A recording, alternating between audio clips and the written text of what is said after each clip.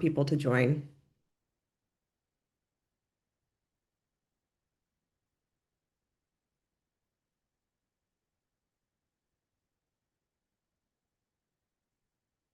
Hi, everyone. Thanks for being here. I'm just going to give it another minute to allow more people to join us.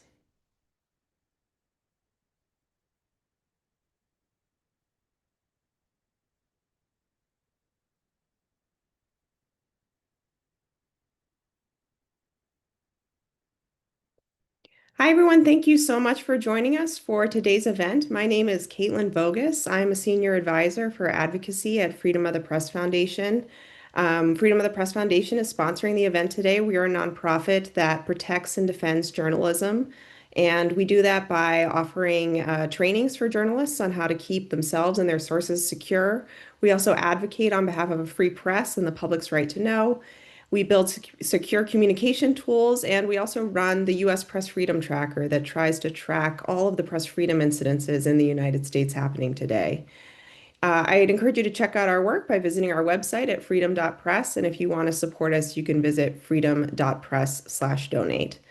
But today, what we're here to talk about is a really important and timely topic. Our event is called When Enforcement Hits Home, Tips from Local Journalists Covering Immigration. I think that it's probably no surprise to anyone listening that immigration is one of the most important stories in the United States today.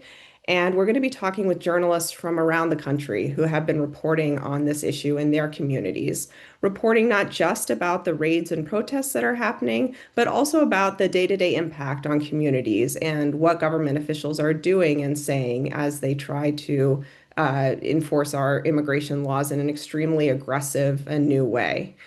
Reporting on this topic can be difficult and it can be even dangerous for journalists. Journalists have been harassed, they've been attacked, some have even been detained or arrested just for doing their jobs.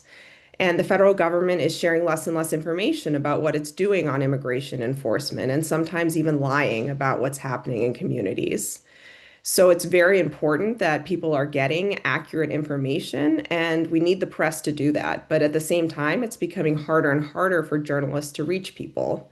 So we wanted to talk to reporters who are on the ground around the country that are doing this work and to hear from them what they're doing, what strategies they found are effective, and how they're reaching their communities. Because we know that these enforcement actions are going to come to other communities in the United States, and that journalists need to be thinking about this and preparing for it now. We are really delighted to hear from four journalists who are working on this around the country. I'm going to introduce our panelists now. We are joined by Kevin Foster. Kevin is an independent journalist based in Portland who's reported for the Portland Mercury, Mother Jones, and other outlets. We also have Memo Torres. Memo is the Director of Engagement and Multimedia for journalists, Director of Engagement and Multimedia Journalist at LA Taco, based in Los Angeles. We have Francia Garcia Hernandez. Francia is a reporter for Block Club Chicago, a hyper-local news outlet in Chicago. And we have Michael Nigro. Michael is an independent journalist based in New York and the director of the documentary film Iced Out in America. All of these journalists have been doing really important work, and we're going to hear from them about what they've been experiencing and their advice for you as you might be thinking about how you're going to go out and do this coverage. But we also want to hear your questions for them as well. And so please feel free to use the Q&A function in the chat if you have questions for our panelists, and we'll try to get to those throughout the event and especially at the end. So I want to start with a question. Maybe we can just go round robin for all of the panelists, kind of an opening question. Could you talk a little bit about what reporting on immigration enforcement is like to you on a day-to-day basis? What does a normal day look like for you if there is such a thing as a normal day? Kevin, why don't we start with you? Yeah, I mean, I think it is kind of hard to have a normal day of sorts. There's always just something that could come up.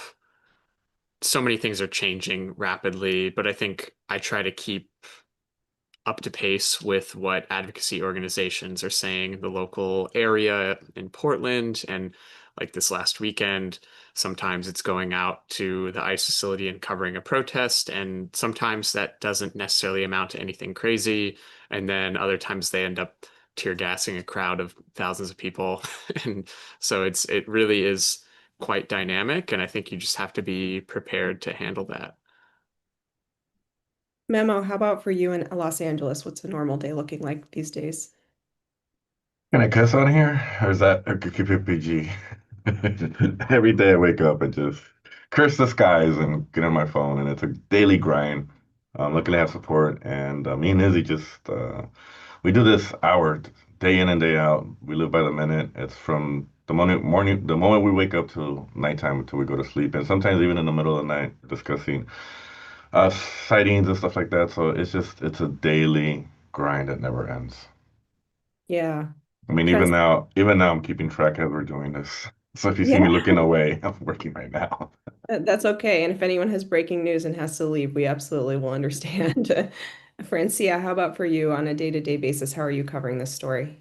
Yes, I think at the peak of Operation Midway Blitz, which was the big enforcement action here in Chicago, every day was kind of like hour to hour, minute by minute, and sometimes things that happened 30 minutes ago seemed like old news because there was some sort of new raid happening in another part of the city that we just heard about and we had to check out. And these days it's slowed down a lot, but there's a lot of follow-up stories about what happened after agents came and how did that impact immigrant communities in Chicago and how is that changing local businesses, the makeup of communities, families, education. There are so many impacts. So it's a little bit of responding to live breaking news situations, but also following up on stories that we did months ago. Yeah, that's such a good point because I think as news consumers, we see, they announce the federal government announces the Operation Midway Blitz or whatever is happening in a city, and all of a sudden all eyes go there, but then it moves somewhere else, but the news is still happening, and as the local journalist, you're still the one there reporting on it. Michael, I wanted to ask you because you're based in New York, but I know you've traveled around the country to cover this in a lot of different communities. So maybe you could tell us what a normal day looks like, but also what differences or similarities you've seen as you've moved around the country. It, my day depends on where I am. And I first started the immigration story here in New York, where we stumbled upon an access to the courtrooms. That has changed and morphed over the last 8 months, but I found myself in LA. I found myself in New Orleans. I found myself in Minnesota. And just this past week, I was planning on going to Ohio, which is where I'm from, to Springfield, Ohio, where they were quote unquote eating the cats and dogs. In Springfield is actually where I went to undergrad college, and I was going to plan on going there and document that community that I haven't been to in years. But I know that area and I know the community, and I still have friends and professors that live there. So it is really just trying to figure out where this pulse is beating harder and where there is not coverage. I find that, the journalists that I'm on this panel with do a great job. But there are plenty of pixels to go around, whether or not you're in Portland or Chicago or LA or Minnesota. Like this stuff needs to continue to be covered. Yeah, absolutely. And I wanted to ask Memo about covering it in LA because I think LA Taco has gotten some attention nationwide for being one of the leaders in reporting on this and being, you mentioned you're tracking things day and night. And I think that really shows in your coverage and probably why you were getting so much national attention, but also because you were using these really innovative ways to reach your audiences using social media and daily updates. So can you talk a little bit about that aspect of it when the immigration operations hit Los Angeles? How did you change your coverage to try to like be on the spot and reaching people in a real and immediate way? Yeah, when June 6th now, infamous here in Los Angeles. When that hit, I think all of us at LA Taco immediately instinctively switched gears and knew that we had to cover the communities that were being attacked because these are communities that we've been covering for so long. I've been at LA Taco for 6 years, so throughout that whole time, I think one of the key things was that we built a lot of trust in the community because our journalism was service-based journalism to putting voices out there, bringing, talking to community leaders, organizations, restaurants, just all kinds of folks. So when that happened, when June 6th happened, a lot of people just started reaching out to us, like, "What's going on? Like, we saw ICE over here. They're masked over there, and we're trying to figure out what's happening. We're getting this influx of information from everybody from everywhere, text, DMs, on all social media apps. different groups. I started getting added to different groups around the communities and the different cities. So it was just yeah, it was like information overload from all different angles, and we had to figure out how to like funnel that, verify it, categorize that, and then build a narrative and try to explain to folks what happened today. And that's how my reporting started with the Daily Memo. Can you tell people who might not be familiar, like what the Daily Memo actually is? Yeah, the Daily Memo was this cheesy idea my team had last year, which we had. I was like, a memo, it's a pun in my name. So I didn't know what they wanted me to do with it. They're like, you should do a video called the Daily Memo every day where you recap what happened in LA. And when the immigration raid started, there was just so much to go over, and there was so many things to report. We couldn't just report on every single incident. Plus, it became dangerous to report on incidents as they were happening because information wasn't clear.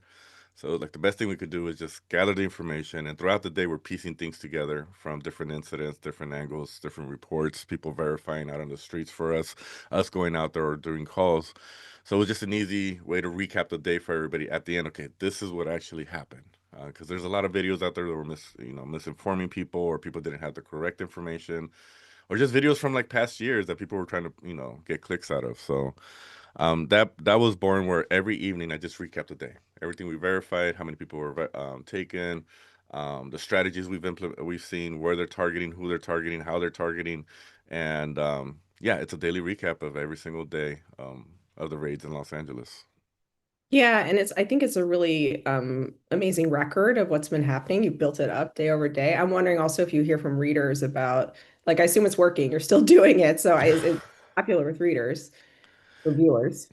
Oh yeah, I mean it's amazing. I think I've heard from hundreds of people just personally just thanking me for the work we're doing, telling me like how we've actually saved them, how it helps them maneuver to work and figure out how to do it safely.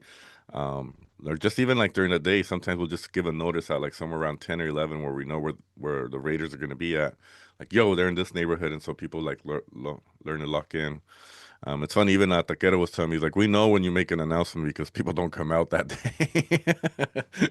Like, ICE is in Echo Park, or like, ICE is in Compton, and then people just kind of like, so yeah, it's really service-based journalism. It works. People are very thankful, and every time I post one, I'm always overwhelmed by the amount of comments of people just thanking me for the work we're doing. So yeah, it's been a ride. It's been a ride. Yeah, it is incredible the amount of work you've been doing, and all of you. Francia, I wanted to ask you, I mentioned in the intro that Block Club Chicago is hyper local. And so I know you focused your coverage traditionally on like very specific neighborhoods, even within Chicago. And I wanted to ask how that approach has served you in reporting on this story. Have you had a similar experience of that community connection? And how does a hyper local journalist report on immigration?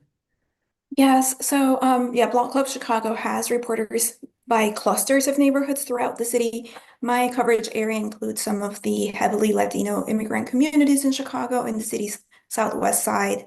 So this is a story that really has been top of mind for many of the community members since the start of the second Trump administration. And it's something that I had been covering throughout last year. Knowing how people feel and understanding the context, the community, some of the key actors, some of the key organizers was really helpful because those relationships were there.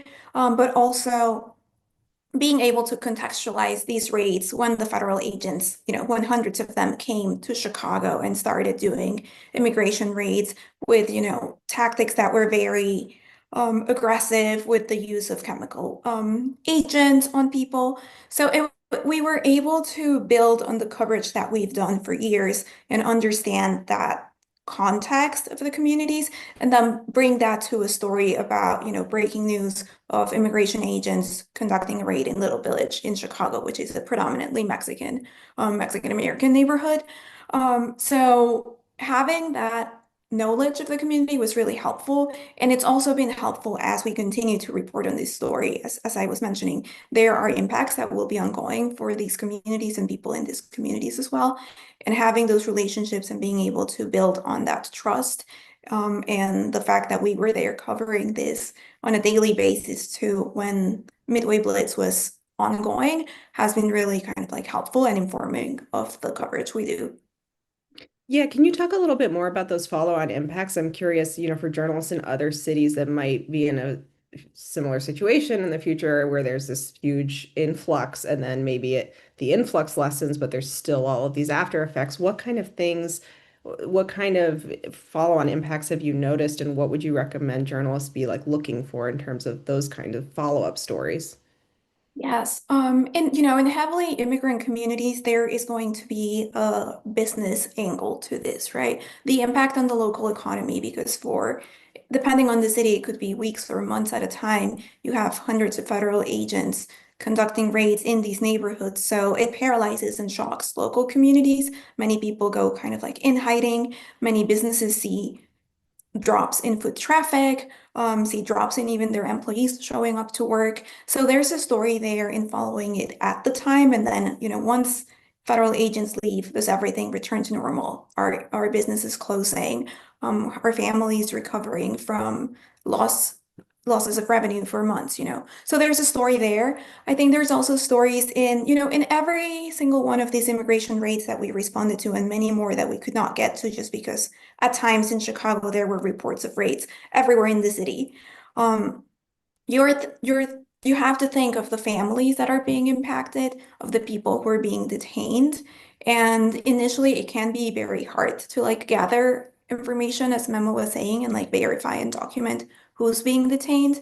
But it's important to keep at it to understand, were these immigrant families and have they been separated, for instance? And what does that look like for a mother of three who now has no husband in the United States and is fighting to provide for them? But what happens if who was detained was a US citizen? And what comes next? So there are lots of questions there. When there were like high profile raids like a South Shore building here in Chicago where agents, came and descended from a Black Hawk helicopter and broke into people's doors. There's been follow-up stories about what happened after in that building and people getting kicked out of that place and now not having a home.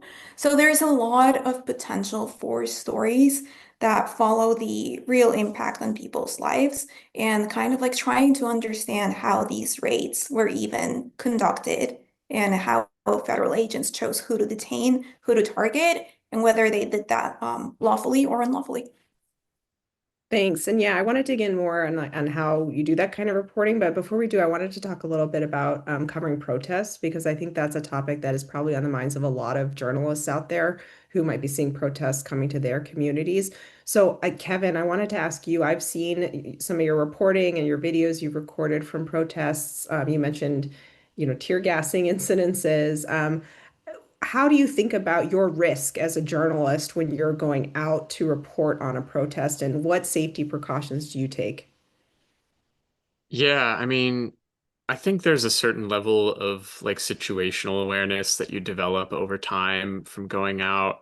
The risks obviously have gotten higher. We've seen people killed on the streets that are not doing anything wrong. It's truly, I don't know that I necessarily have a way of processing the risk completely.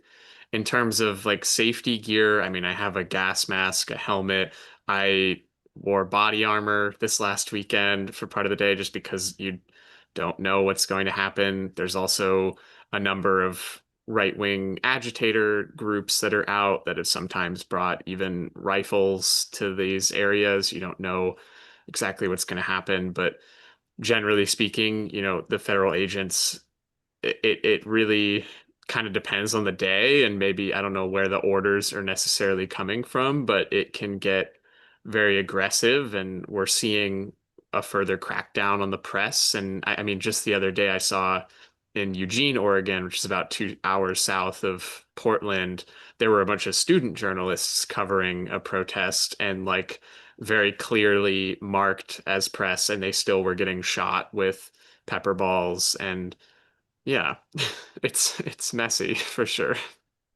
Yeah, yeah. Michael, I wanted to ask you the same question because you have so much experience covering protests. How do you think about the risk, and what do you do to protect yourself? Kevin kind of nailed it with situational awareness. It's not something that's innate to you, really. It's a muscle that once you start using it, you become more attuned and aware of things going around you. And I think the greatest advantage that, when you're out there, um, when you're around other journalists, that you can pick their brain and be somewhat of a community of journalists that can help out.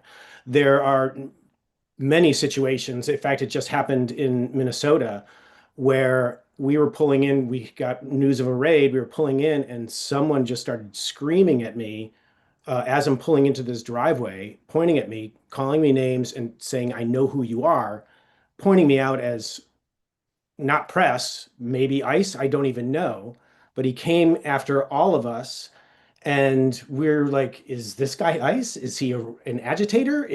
We had no idea. The tensions are so high that I think bringing a kind of an equanimity to your work and not being the aggressor, being the witness of history as you are watching it unfold before your lens.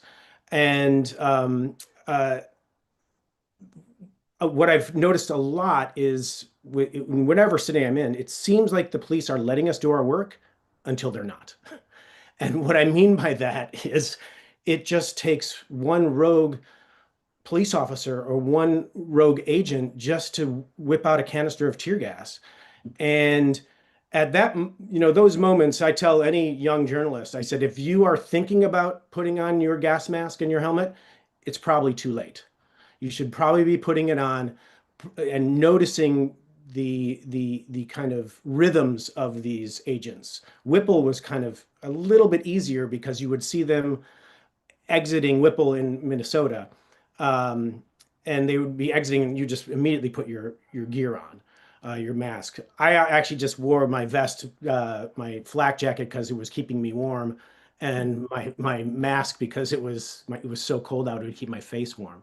But I think it's a matter of having and creating a community of journalists before you go out and not going rogue. It's difficult, hard work because you're trying to work with your gear and tell the story, but you're also trying to maintain safety and also the safety around you. With that one incident in Minnesota where the guy started attacking us I looked at the footage and it was kind of an unsaid thing, but the other two journalists I were with, we triangulated and captured the whole thing, meaning whatever was going to be happening to one of us, we were going to capture that. And as it turned out, he was just a guy who was so stressed out over what was happening. He had just witnessed an abduction, and he misread us not as press. And it gave me a lesson as to how I need to approach the citizenry as a journalist. They don't trust us. They don't know us. But if you can create a trust, a symbiotic trust, and again, I'm jumping into these situations. I'm in New Orleans. I'm in Minnesota. I'm in LA. And all these cities have different ecosystems and different vibes. Yeah, we have a question in the chat actually about the type of helmet that is used, and I want to broaden that more generally too. You both mentioned, Kevin and Michael, protective equipment. How do you even go about finding the protective equipment, deciding what you want, and where do you buy it from? I can hop in. I mean, I mean, there's so many resources online that it can be really overwhelming. I remember reading through articles from a group called Crime Think, spelled with INC at the end, and they had a lot of good information on helmets and gas masks. And um, I mean, my helmet that I use right now is a bump helmet, so it's not rated for getting shot in the head with a bullet, which hopefully that doesn't happen. And then my gas mask, I mean, I just now recently bought a Mira safety one because at the last protest, I don't know if it was the quantity of gas or something, but it was my like 3M makes really good masks that are going to get the job done for probably the vast majority of people, but mine it was still kind of spicy in there. Um, and then I mean body armor is a whole other discussion. I've actually talked with one of Michael's colleagues about it a little bit, and like there's the element of, it weighs you down and you're moving slower and you want to be able to be more mobile. But I mean, I guess there's soft body armor that is supposed to work against handguns, and that, yeah, it's kind of there's a lot of things to weigh. I mean, Michael might have more info than I do though. I mean, it kind of depends on what kind of risk you want to take. How much do you value your eyesight? I wouldn't go out there without protective eyewear. Gas masks now have, nothing's really bulletproof, but that it's going to stop those from, hitting you in the face, in the eye. I mean, we had one during Black Lives Matter. A woman, she ended up dying from a journalist dying from her injuries in her eye socket, and that took, a year and a half. It's horrible. I think there's no shot worth getting killed over. I think talking to journalists who have been in the field, I've accumulated gear over the years. I've been in Ukraine, so I have really protective gear. I don't often take that out here in the streets. I mean, my wife used to joke, like, you can go anywhere but Syria. But now she's like, you know, you can't go in your backyard, with these things that are happening. And that's the reality of our situation. And to be able to have some kind of solace going out and some kind of protection, to go out there and think you're going to be protected by your camera is just foolish. And I know as a young journalist, I used to think like, this is my cloak of invisibility. Like, I'm protected by my camera. No. And that is very, very clear now, because once an agent or a police force starts to shoot at you, as they did in LA, and this needs to be said, and Memo, you might chime in on this, but these TROs, these temporary restraining orders, yeah, they're great, and it sets a precedent for you to create a lawsuit, but they kind of don't have teeth. They're somewhat ignored. And so when it happens in Portland, when it happens in Chicago, when it happens in LA or New York, be aware of it, but it's not a protection for the press. Yeah, police are going to police. They don't care. They're going to police however they want. They're going to get ready with the batons and the riot gear. I did want to mention, as far as protective gear, one important note is for a lot of people, they want to get like protective glasses. Sometimes they want to wear like the construction ones or something like that, or sunglasses. That's like the worst thing you can do. You got to make sure you get like face mask that's like rated to take a hit. Because a lot of people's injuries are from glasses breaking when they're getting shot by pepper bullets in the face. So just keep that in mind. Your protective eye gear, make sure it's really good protective eye gear, not just regular construction or sunglasses. Yeah, we've been talking about physical threats. I wanted to talk a little bit about legal threats too. I'm wondering if any of you have a plan in place for if you were to get arrested covering a protest, or just out covering a raid, or just out covering in general. Um, I guess I'll go. Yeah, like one of our reporters, Lexus Olivia Ray, gets arrested quite a few times by LAPD. He gets targeted, he gets shot at, he's gone beat up. We do have lawyer support, people that are just out there ready to represent us. So we're thankful for community lawyers that are always there on the call. And yeah, just always have a number of somebody to call. Usually we just call our publisher, and he's ready. He's always ready to like come get us, defend us, get a lawyer. So yeah, just memorize a number, write it down on your forearm like protesters usually do. That's like pretty much our plan all the time. And try to Francia, document all of it. right.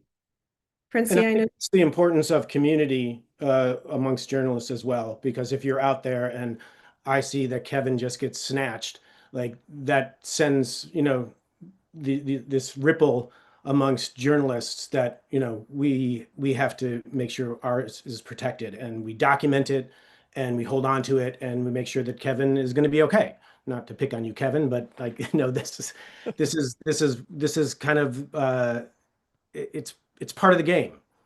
And Yeah, and, especially and for freelancers, right? Because you don't have a newsroom necessarily backing Yeah. you. You can call a publisher, right, Michael and Kevin. So for freelancers, it's even more important to lean on each other.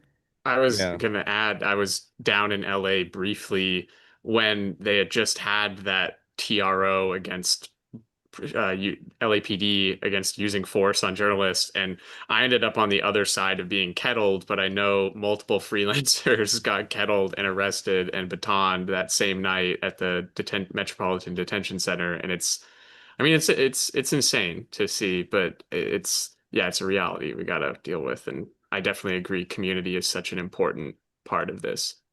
Yeah, and like at the protests here in LA that I've been to, almost all of them. Yeah, community amongst press is really important. Like Michael was hinting on that or mentioned that a couple of times, but just to emphasize it, like when we go out, we're friendly with the other press, and we all look out for each other, and we all try to, like, when we see one person getting assaulted by police, everybody tries to be like, yo, the press, the press, everybody, because one person saying I'm press is one thing, but you have several people coming out like, no, they're press, they're with us. That's really helpful, and so community amongst press is also very important out there. Yeah, good point. And since you guys have mentioned documenting as well, I definitely want to give a plug for the US Press Freedom Tracker too, which tries to document all these incidences after the fact and creates a really powerful record, historical record, could be useful for lawsuits, all sorts of things. So if journalists are out there who have experienced this, get in touch with the US Press Freedom Tracker. You can visit pressfreedomtracker.us and find out how to contact the team there to tell your story. But I wanted to ask Francia because you've written actually about being a journalist who's also an immigrant and the concerns that you face because of that status right now, which is really unfortunate that you have to worry about that as a journalist, but you do. And so I'm wondering what advice you have for journalists that are in a similar situation to you, who are legal immigrants, but still have to be concerned about being targeted in the streets while they're doing their reporting. I would say it's something that you have to consider and be very aware of. Like hoping that's not going to happen to you is not the solution here. You have to be prepared and you have to have a plan. It's a difficult scenario and there are lots of unknowns. But in my newsroom, we had conversations about my status and what would happen if I was detained. Obviously, we have legal support as well. And, my newsroom has information about my immigration status aside from, my regular IDs, just because if I was detained, there have to be additional steps taken to ensure that if I'm detained, by local police, it's a different story than if I'm detained by a federal immigration agent or, if I'm in a scene where there's some sort of federal charges being thrown at protesters or people um, as it has happened, that could have other implications for my immigration status as well. So it's important to have these conversations, to be aware of the risks, to have a plan, and to have had your documents, shared with your newsroom, your editor, potentially a legal team, so that they're ready to act if someone is detained. And from conversations with other people who are, experts in this, I've learned that it is critical that if an immigrant journalist is detained, that lawyers or freedom of the press, organizations help secure their release in the first 36 hours. That is before a journalist is potentially moved across state lines, which then would make it harder to access legal help or held in detention, as it was the case of Mario Guevara, an immigrant journalist who was detained for over 100 days and has been deported. Yeah, absolutely. We've spoken to experts about that as well, who've also said time is of the essence in those cases, and also repeated the same advice about having documentation that you've, provided copies to your newsroom or others who can have that at their fingertips, if you were in the terrible situation of being detained. So really good points. I wanted to ask also about another threat. We've been talking about threats from like law enforcement and the government, but there can also be threats coming from other places as well. And Kevin, I know you've talked a little bit about concerns you have around the right-wing influencers who are also in the mix at a lot of these protests. And there have been threats about, doxing. And there was an example actually in Minnesota recently where a journalist there was a right-wing influencer that came to their apartment and posted a video from outside their apartment, kind of saying, I know where you live. So this is a very real threat. And I'm wondering how you deal with that in your experience in Portland.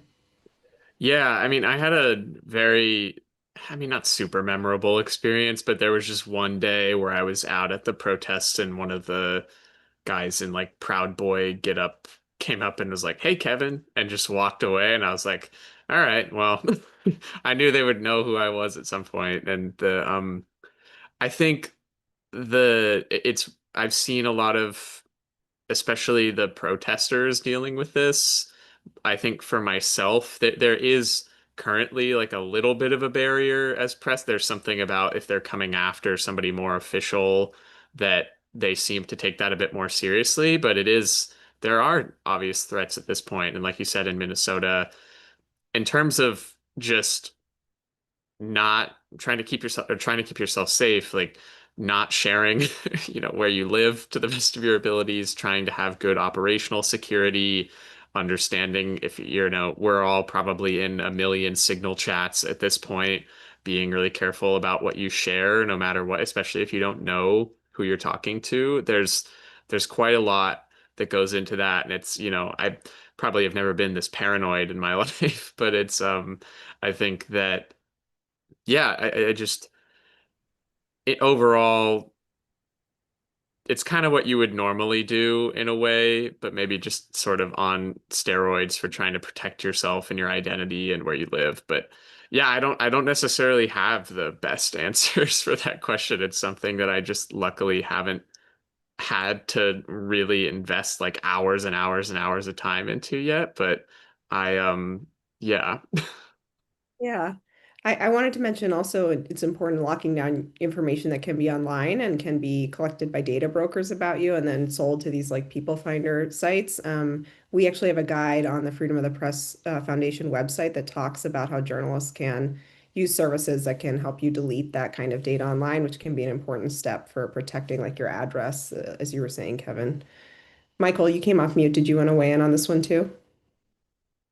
Well, I was going to talk a little bit about what was going on inside 26 Federal Plaza, which is the courtrooms, the immigration courtrooms, where they are just grabbing people going to their scheduled immigration hearing. And then when they leave, they just grab them. But it was more about the journalists that are there. We are all identified. The agents come up to us. They take pictures of our face. They take pictures of our badges. They know all of us are. They follow us on Instagram. They will come up to us and they'll walk up to me and say, "Oh, so you were in Ukraine," or they have all the information on us. And I think the ball game has completely changed with whether you're going to scrub the internet with with these apps. What they have now is this facial recognition and being able to track you through your phone. And I think it's an acceptance for me that having traveled so much that and been at 26 Federal Plaza for months, that I'm in the system. They know me. And I don't really have an answer to it except to continue to do the work and to be clear and truthful in that work. Um, and because I think at this point, for me and most journalists, credibility is king.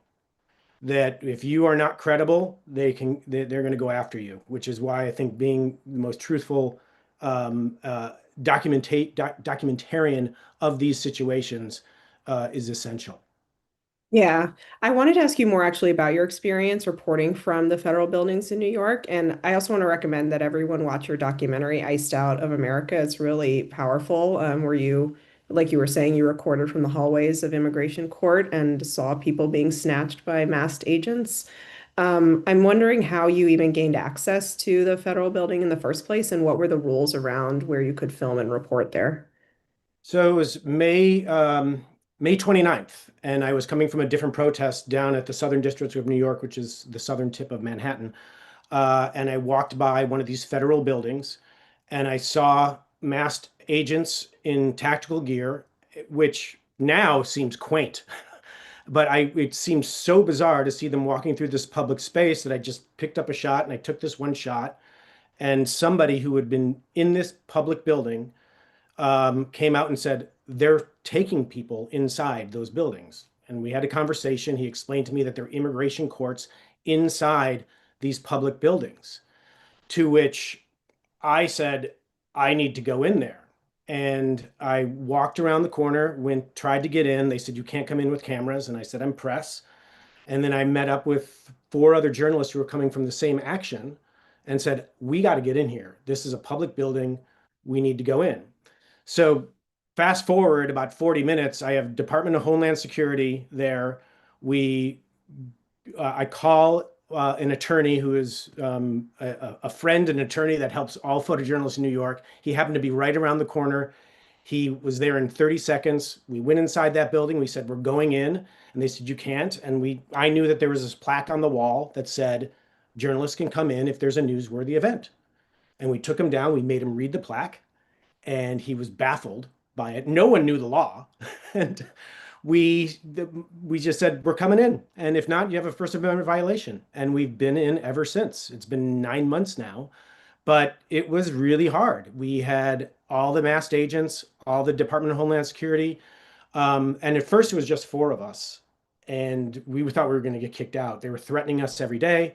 They were threatening, they would look us up. They knew who we were. They tried to stop us. They would, kind of put up these walls. They'd push, shove us. But we stayed strong. And now it's become somewhat of a great photojournalistic dysfunctional family inside there. We're there, people are there almost every day documenting these abductions. And of these abductions, I think 70% of them, none of them have criminal offenses. It is a civil offense. It's not a criminal offense. These are the equivalent of a parking ticket or, a jaywalking ticket, and they're being taken from their families and disappeared. And that's what we did day in and day out. And I decided to begin, I figured arrest was imminent for some of us. And so I just began to record with my camera, with my cell phone on top of my camera. And that footage just became powerful to me. The sounds and just not just still photography. I'm primarily still photographer, but I created this documentary from it. And now it's starting to get a little bit of festival play, to which I send it to festivals and they're like, wait a minute, what's happening here? We were talking about this before we went live.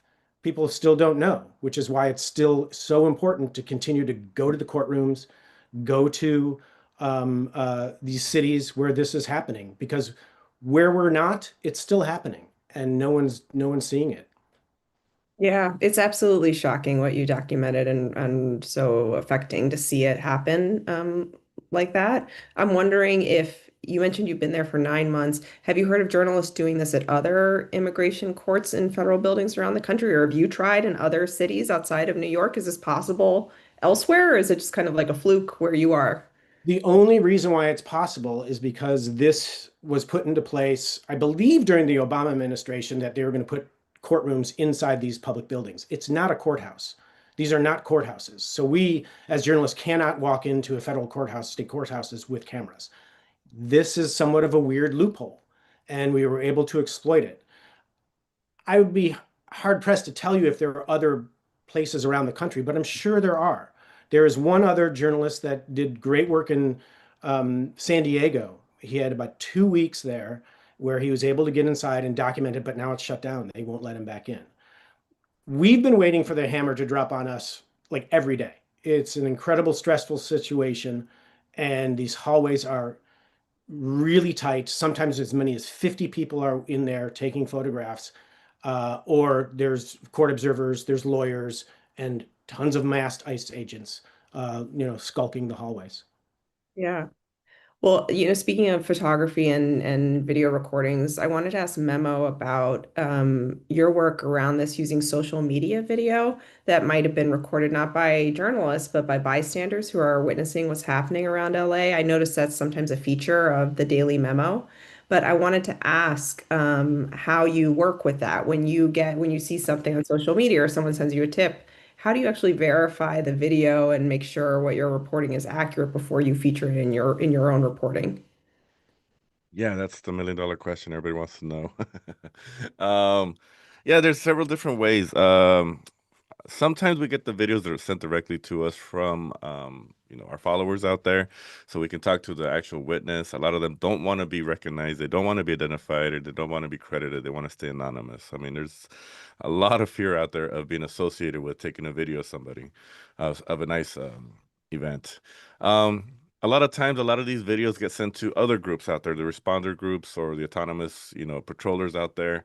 So they've built relationships with their communities as well, which I've built relationships with them now as well. So they'll get videos, and sometimes you'll see the same video get reposted by a lot of different groups in Los Angeles.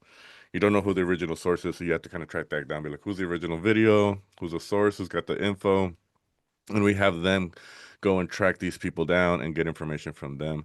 A lot of the responder groups are very good about responding to an incident as soon as somebody raids an area and try to get out there and get a lot of the information as much as possible as they can. They're trained by like CHIRLA or Immigration Defenders Law Center on how to gather information, document it, and submit that information back to them. They also share that information with us. Yeah, and then sometimes it's just a matter of calling, if it's a car wash, calling their business, calling or talking with the people that submitted the videos, or sometimes we get in the comments when we see a video, we see like that was my mom or dad, and I just reach out directly to them and try to talk to them as well. It's very raw. There's nothing official. There's no like, is there an official site or public information? There's none of that. This is just like raw getting out there. Sometimes we go out there ourselves and try to talk with the folks and try to get more information for like deeper stories. Um, any way possible to get the information. And sometimes you can't get a lot of information. A lot of these people get taken, and it's very quick. You just know somebody captured a picture instantly of an old man getting taken into a van. You know who that old man was. You don't always have the luxury of knowing their names, their ages, if they were working, what they were doing, or just walking down the street. So a lot of it's just a matter of trying to get as much information as you can, and a lot of times you can't get a lot of information, and that's just the reality of it. Do you worry about like deep fakes or AI videos or even the government feeding you false information? I mean, now we've seen the government is manipulating photos with AI in the case of the activist arrested in Minnesota. So does that concern you as someone who's dealing with a lot of this kind of outside video and photography that you're using for reporting? Yeah, definitely. A lot of that's very concerning. It's not as prevalent as I would imagine, especially a lot of it you can kind of tell now if it's a deep fake or not. Um, but yeah, that's why you verify. You try to get multiple views of an incident, and we're very good at being able to discern these things. I think the bigger problem isn't so much the AI, is people just seeing unmarked police cars, or yeah, a SWAT operation or sheriffs, and thinking it's ICE, and so people will just submit stuff or post stuff and be like, ICE is here, and it's not. It's an LAPD undercover operation or something like that. That's really the biggest problem, confusing the agencies, not knowing who is who. Yeah, okay, that makes sense. You talked a lot about kind of developing relationships with sources, and I wanted to dig down on that with each of the panelists, maybe starting with Francia, because again, with this like hyper local focus you've had, and you talked about earlier how much you're speaking to the people in the neighborhoods you're reporting about. I'm curious if you have advice for journalists who are trying to develop sources. How do you build their trust? How do you get people that want to tell you their stories? Yes, it is, it's a lot of work with every source, and you have to understand the risks that some people are taking when speaking with you and being aware and being educated. I would say a lot of people in the communities that I cover, the groups, the pro-immigrant groups, the community organizers, the rapid response members, they're a little bit more aware of how their interactions with press could be used. They understand on the record versus off the record versus on background. But sometimes you're talking to families, who were impacted by someone being taken from them. They're still in a moment of shock, maybe, or trauma. They have never spoken to a journalist, possibly. They don't understand the difference of what they're saying and how that could be used in a media report. So there's a lot of education there that is important, I think, to build trust with people who are most impacted by immigration activity, and being able to explain what you're doing, why you're doing it, what kind of information you could be putting in the report, and understanding a little bit of what their situation might look like. Those conversations are happening. At the same time, you're trying to gather the facts and trying to get more information. Sometimes in the breaking news situation, it's fast paced, there's a lot of confusion. As Memo was saying, sometimes it's really hard to know what happened in the moment, and you're trying to piece information together.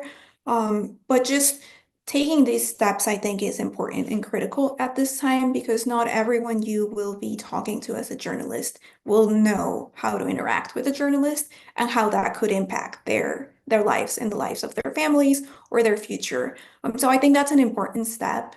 The other thing that I would say as advice is like making sure you can contextualize the stories that you're working on.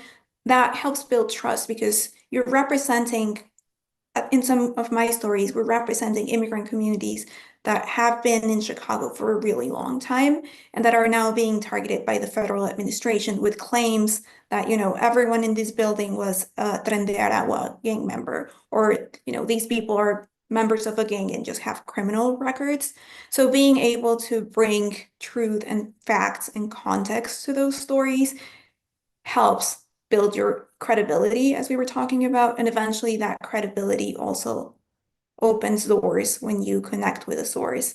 The other thing I would say is like it is critical to go to communities and talk to the people who are on the ground documenting ICE activity, rapid responders, pro-immigrant groups, lawyers, advocates, elected officials as well, but just getting information from different sources and then verifying that, then that leads to stories being credible and solid. And I think that eventually also comes back in the way of trust from these communities.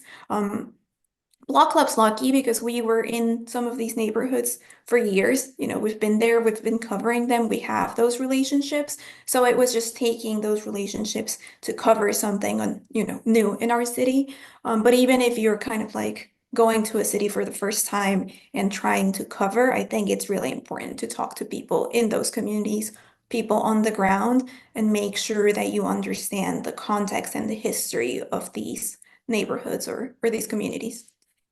Yeah, that's a great point. And I'm curious also, maybe Kevin, you could speak to this a little bit about what kind of background is necessary to develop before these types of things start happening in your community. How do you develop that background knowledge, that sourcing that maybe local reporters need to start to build up now, before they're actually in the middle of reporting on all of this? Yeah, and I mean, there's other people on this panel that probably know this even far better than I do. But I mean, this story that I worked on recently with Mother Jones was about a family of asylum seekers that had one of their family members abducted by ICE and deported. And the only reason I was able to do that piece was because of connections that I'd made in previous years talking about that same asylum community. And I think it's important for people to recognize, even if ICE is not in your community right now or not heavily enforcing, there are still stories from immigrants that need to be told. This is massively underrepresented community, and it's a diverse community. It's so important to be going out and telling these stories and putting in that legwork before ICE gets there. And yeah, I just can't stress that enough. And it's something that I am constantly working on still to try to build that trust and build more sources. But I think especially now with the threat level that people are facing, and I mean, I traveling to new locations for me, it's it's very you get a very visceral sense of how scared people are, especially if they don't know who you are. There's a difference for me being able to go to the ICE facility in Portland now, and most people know who I am. They feel comfortable talking to me. I can just ask them for interviews and it's pretty chill.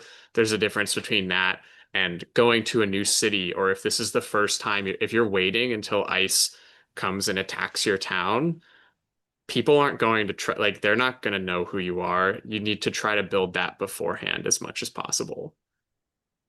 What about building sources with the government? I mean, I guess there are official spokespeople, but also maybe people inside who will speak to you off the record. I'm curious if anyone has been putting work into that aspect of sourcing as well, of trying, especially the federal government at this point, which is, very fraught to do. But how are you getting information from sources, either officially or unofficially, to the extent that you can talk about it from the federal government?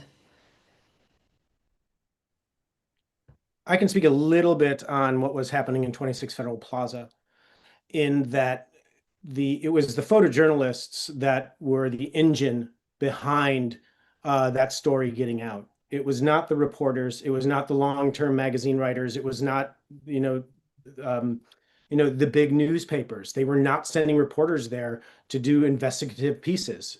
And what occurred to us, and we had talked about this amongst the journalists inside, was where are the reporters? They can go inside the courtrooms. We cannot with cameras. They can go inside the waiting rooms. We can't with cameras. There were plenty of agents and lawyers and judges that wanted to talk, and they still do. And I will give you one anecdote. There was one raid that happened here in New York. It was on Canal Street, where I think it was this test run that they had where they were going to go get a bunch of immigrants who were selling handbags and jewelry on Canal. And they got out there, and the citizens, people just walking home from work, were like, no, this is not happening on our watch. And it got pretty hairy. And these agents were kind of hung out there to dry by their higher ups, and they had to bring in a bearcat in the streets of New York City with agents with long guns and body armor to get them out of there. And at one point, there was a scrum, and someone shoved somebody and pulled out his pepper spray, and I ducked. But when I came back up, it's one of the agents who I've seen every day in the hallways. And he looks at me and he pats me on the shoulder, goes, "Hey, what's up?" I'm like, what? Like the disconnect was so bizarre. It was asked like we were at like a Mets game or something. I was like, this is bizarre. But it dawned on me. I'm like, oh, he wants to talk. Like that's potentially somebody who wants to talk to me about it. And I know that there's judges who have been fired there because of their stance on that, and I've used them as contacts and potential stories. But the stories are out there, and it's a matter of having reporters go in there, do that. Multimedia journalists can do that as well. But the stories are there, and there are people who are more than willing to talk, I'm sure. Yeah. We're almost out of time, and there are just so many things we could talk about. I feel like we barely scratched the surface. But I did want to give everybody a chance to answer one last question. And if you want to add something you didn't get to touch on or reiterate something you already said but bears emphasis, I'm just curious if you were giving maybe one piece of advice to a journalist who wants to start covering the immigration enforcement beat at the local level, what would your one piece of advice be? And I have to call on someone first, which is always hard. So unless someone volunteers. Okay, Kevin, thank you. Go ahead. And we've talked about this a bit, but I think that verification and credibility are just so important. And a big piece of that is understanding that verification is not just for your credibility, it's also for protecting people and protecting the community. If you're just going out and saying, oh, ICE is here or there, suspected here, like that can put people in danger. That can make people too scared to go outside. And I think that it's important to remember the human side of that. And that goes at protests as well. There's a lot of things that people say, a lot of rumors that go around, and you have to be able to verify these things. It's super important, not just, yeah, there's multiple layers to that. But Yeah, yeah, absolutely. Michael, how about you? One piece of advice for the local journalists. Well, I just say that, one of the foundations of American democracy is that there's no power without accountability. And that's what this administration is doing. It's stripping away the mechanism for us to hold people in power accountable. And that's with these masked agents.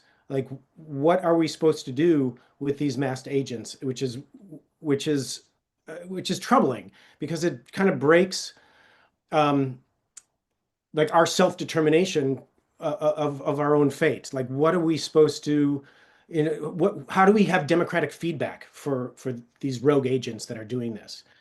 And so I guess don't let these masked agents become the new normal.